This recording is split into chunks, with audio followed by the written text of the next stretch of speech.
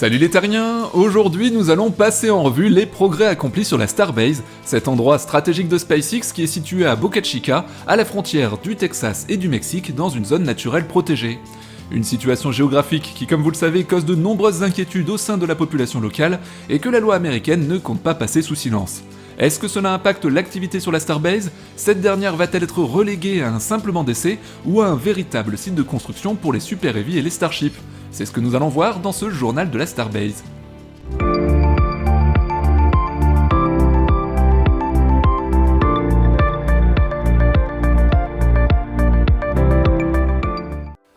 Mais avant de faire un tour d'horizon des chantiers perpétuels du site, jetons d'abord un œil sur l'agenda de SpaceX qui se trouve quelque peu contrarié en ce moment. Suite aux lenteurs administratives dont nous parlions dans le journal de l'espace du vendredi 24 septembre, pour rappel en raison d'un délai différé par la FAA, l'agence américaine de l'aviation, suite à son évaluation environnementale sur les impacts de l'activité de SpaceX à Boca Chica, l'entreprise d'Elon Musk ne planifierait plus que 5 tirs orbitaux par an. Cela ne présage rien de bon en ce qui concerne la mission Artemis 2 autour de la Lune, prévue initialement pour 2023, une date butoir pour l'entreprise qui a pour objectif d'envoyer plus tard des hommes sur notre satellite naturel. Dans cette optique, Elon Musk avait annoncé qu'une centaine de lancements au minimum seraient nécessaires avant d'être en mesure d'effectuer des vols habités vers la Lune avec le Starship. Seulement voilà, comme la FAA ne fait pas du tout mention de cette possibilité pour SpaceX, dans l'état actuel des choses, on voit mal comment ce programme lunaire pourrait être mené à bien et de plus dans les délais impartis. Toutefois, dans le pire des cas, l'entreprise peut toujours se pencher sur d'autres alternatives qui sont d'ores et déjà en sa possession. Par exemple, avec Deimos, la plateforme pétrolière rachetée par Elon Musk et qui pourrait servir de site de lancement depuis le port de Brownsville, non loin du site de la Starbase, ou encore le site de Cap Canaveral depuis lequel la mission Inspiration 4, dont nous parlions dans le journal de l'espace du 17 septembre, a été lancée, et qui serait tout à fait en mesure de recevoir l'année prochaine une centaine de tirs de Starship depuis son mythique pas de tir 39A. En effet, si l'on considère ce que SpaceX projette de faire en 2022, en prenant en compte une décision contraignante de la FAA et ses alternatives que nous venons de citer, nous devrions voir tout de même 20 tirs suborbitaux pour le Starship et le Super Heavy, en plus des 5 tirs orbitaux, ce qui nous amènerait à 25 tirs planifiés au maximum pour l'année prochaine. Si nous prenons en compte également les tirs statiques, ainsi que des lancements de Super Heavy sans le Starship, c'est-à-dire la partie supérieure, nous aurions donc en moyenne un événement à suivre de près sur le journal de la Starbase toutes les 2 semaines. Mais en attendant, nous n'avons d'autre choix que de prendre notre mal en patience. Et pour autant, malgré ce retard, pensez-vous que l'activité sur la Starbase aurait diminué d'une quelconque façon? Eh bien absolument pas, et c'est même le contraire puisque les obstacles sur la route de l'entreprise semblent être un véritable moteur. Je vous propose d'ailleurs maintenant une tournée d'inspection de la Starbase, en commençant par les moteurs Raptor. Comme nous le disions dans le précédent journal de la Starbase, leur paramétrage et leur fiabilité seront d'une importance capitale pour la réussite du premier tir orbital du Starship. Pour rappel, sous le B4 qui constitue le premier étage de la fusée, on en compte 29 et tout ce petit monde devra s'allumer en même temps pour produire une poussée efficace et homogène. Dans cette optique, mieux vaut être certain que tous fonctionnent au maximum de leur capacité, c'est sans doute pour cette raison que l'un d'entre eux, le Raptor numéro 67, a été retiré du dispositif central du Super Heavy, transporté puis inspecté, reparamétré sur le site de construction, pour finalement être rapatrié sur le pas de tir. Même traitement pour l'un des Vacuum Raptors qui a fait d'ailleurs l'objet d'un commentaire d'Elon Musk dans un tweet datant du 20 septembre, Not a tiny engine, ou pour les moins anglophones d'entre nous, ce n'est pas un petit moteur en faisant allusion à la tuyère conséquente de ce dernier. En effet, cela ne vous aura sans doute pas échappé, on constate une différence importante entre les tuyères des moteurs atmosphériques et celles des Vacuum Raptors qui sont optimisées pour le vide spatial. Comme nous vous en informions dans le dernier journal de la Starbase, le Starship est désormais pourvu de 3 Raptors atmosphériques et de 3 autres optimisés pour l'espace. Alors pourquoi parle-t-on d'optimisation pour le vide spatial ? Eh bien tout simplement parce que la propulsion dans l'espace n'a pas les mêmes exigences que celle dans l'atmosphère. D'ailleurs, ce ne sont pas vraiment les moteurs qui sont optimisés, mais plutôt les tuyères. Pour rappel, ces dernières sont des conduits placés à l'arrière d'un moteur et qui permettent de transformer l'énergie thermique ou la combustion de gaz chaud en une énergie cinétique ou autrement dit en une énergie de poussée. Il faut par conséquent des moteurs très puissants pour soulever la fusée et qui soient capables de brûler très rapidement des tonnes d'ergols avec un bon rendement. Les tuyères jouent ici un rôle essentiel dans cette optimisation et doivent par leur forme et leur taille concentrer cette poussée. Seulement voilà, plus on s'éloigne du sol, plus l'atmosphère se raréfie et plus la pression est basse. En prenant de l'altitude, la fusée voit la pression atmosphérique sur sa structure diminuer, ce qui dans ce cas de figure rend la longueur des tuyères atmosphériques trop petite. C'est ce que l'on peut remarquer sur toutes les photos ou les vidéos de fusées à haute altitude, la pression de la flamme est supérieure à la pression atmosphérique et celle-ci se dilate très fortement en sortie.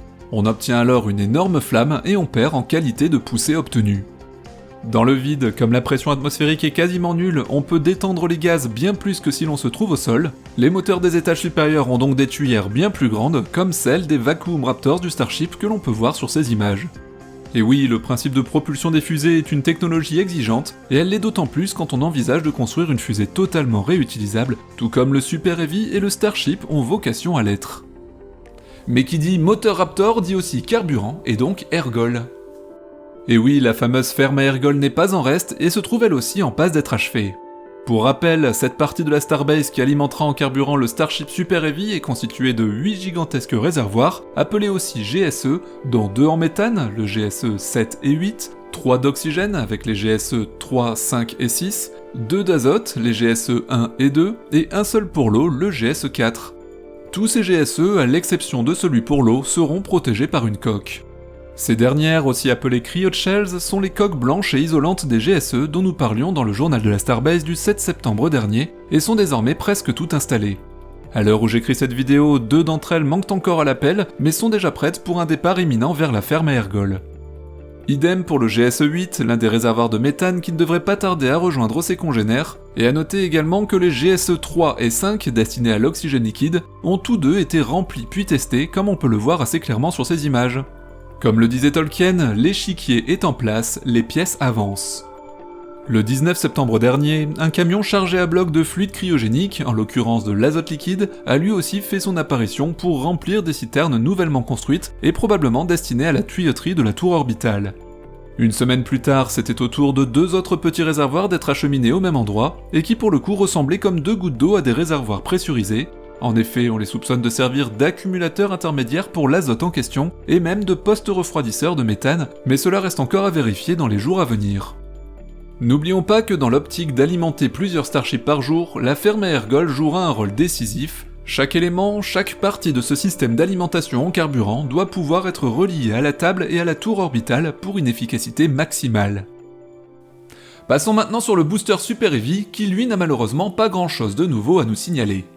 Mis à part un seul test de mise à feu statique pour le modèle précédent, le B3, nous sommes toujours en attente d'un test similaire pour la version B4. Le 27 septembre dernier, le lanceur a même été retiré de la table orbitale. La manœuvre avait pour but de pouvoir installer plus confortablement les chopsticks ou les futurs bras de maintien du Starship sur la tour de lancement, et comme on peut le voir sur ces images, ils ont même reçu un bon coup de pinceau. Des progrès sont donc visibles, notamment en ce qui concerne leur système d'accroche, qui a reçu 2 charnières supplémentaires, ce que l'on peut observer très clairement sur ce schéma. Leur construction reste encore à compléter, mais on sait désormais comment SpaceX envisage l'ensemble si l'on se réfère à cette autre représentation. En effet, pour que les chopsticks soient fixés avec une sécurité optimale sur la tour de lancement, ils devront agripper plus de la moitié de sa structure. Et afin de pivoter de gauche à droite tout en portant des charges considérables, les bras de maintien seront équipés de puissants actionneurs hydrauliques qui auront aussi pour mission d'empiler le Starship sur son booster comme cette animation le montre. Du côté de pas de tir orbital, des tuyaux flexibles d'alimentation en ergol ont été ajoutés au QD-ARM et tels que vous les observez sur ces images, on se rend bien compte de leur épaisseur et de leur dimension en les comparant rapidement avec la taille des ouvriers à proximité. Quant au B5, le digne successeur à venir du B4, de nouveaux segments sortent constamment du site de construction, comme vous pouvez le voir sur ces images, ce qui indique que ce dernier, qu'on aperçoit ici dans le hangar de construction, le Hide Bay, est désormais en passe d'être achevé. Actuellement, il est constitué de 18 segments empilés et soudés les uns aux autres, mais devrait bientôt atteindre les 23. Il restera ensuite encore 7 autres segments à installer et souder pour contenir son réservoir à méthane, et enfin recevoir sa touche finale, le dôme supérieur. Quand on compare ce dernier exemplaire du booster à son aîné, le B4, on suppose que le B5 a de grandes chances de constituer la version finale, ou en tout cas la plus aboutie du booster Super Heavy. Pour le second étage S21, qui petit à petit se prépare à prendre la relève de son grand frère le S20, si vous prêtez attention à cette image, vous distinguerez facilement les 2 futurs ailerons de cette récente version du Starship. Ici, un segment qui sera soudé et placé à mi-hauteur du réservoir à oxygène, on aperçoit même l'emplacement vide de l'aileron gauche. De ce côté, un autre segment qui sera sans doute soudé et placé directement sous le nez ou cône du Starship, Et enfin, ces nombreuses petites boîtes noires qui contiennent sans doute des tuiles pour le bouclier thermique de la bête. Et puisqu'on parle de protection thermique, il est à noter que SpaceX a dû faire face à un événement imprévu, en plus d'avoir subi une météo abominable sur le site de construction. En effet, le Starship est toujours sur le pas de tir orbital B et reste en attente de conditions météorologiques favorables. Les ouvriers de SpaceX ont même dû faire une pause dans leur travail à 3 reprises le 22 septembre dernier, en raison d'un temps épouvantable. Un malheur n'arrivant jamais seul, un événement s'est aussi produit en plein jour, et il est loin d'être anodin puisqu'il concerne essentiellement le bouclier thermique sur le nez du vaisseau. Alors une véritable tuile? Pas vraiment si l'on prend en considération que chaque échec chez SpaceX est une source de réflexion pour améliorer sa technologie. Sans mauvais jeu de mots, 11 tuiles pour être précis ont donc volé en éclats puisqu'elles n'étaient tout simplement pas fixées. Et oui, elles étaient ici collées directement sur un isolant dont le but était de protéger les zones exposées à une forte chaleur lors de la rentrée atmosphérique. Elon Musk, dans son tweet du 28 septembre à la chaîne La Padré, indiquait ceci: « La soupape du header tank a soufflé quelques tuiles. » La Padré a ensuite fait cette remarque intéressante: « Comment les tuiles vont-elles rester en place durant l'ascension? Je suis toujours un peu surpris que les tuiles ne soient pas plutôt conçues comme des écailles, en prenant exemple sur la nature.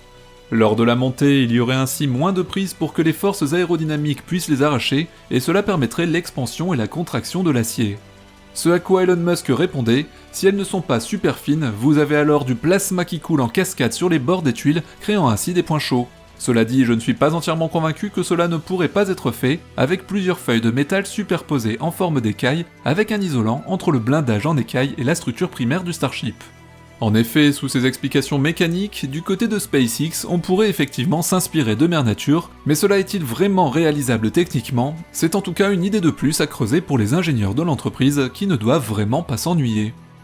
Quoi qu'il en soit, cela n'a pas empêché le vaisseau de subir son tout premier test cryogénique dans la nuit du 27 au 28 septembre, un essai qui semble s'être bien passé et à l'heure où j'écris cette vidéo, on attend encore 2 autres tests du même type, probablement dans les prochains jours. Alors si vous aussi, comme La Padré, vous avez des suggestions à faire au PDG de SpaceX au sujet des tuiles thermiques, ou si vous avez des idées ingénieuses pour éviter cette déconvenue dont nous venons de parler, n'hésitez pas à nous en faire part en commentaire, et nous nous ferons bien sûr un plaisir de les transmettre à Elon Musk dans les plus brefs délais. Bon, maintenant, il faut aussi espérer qu'il nous réponde.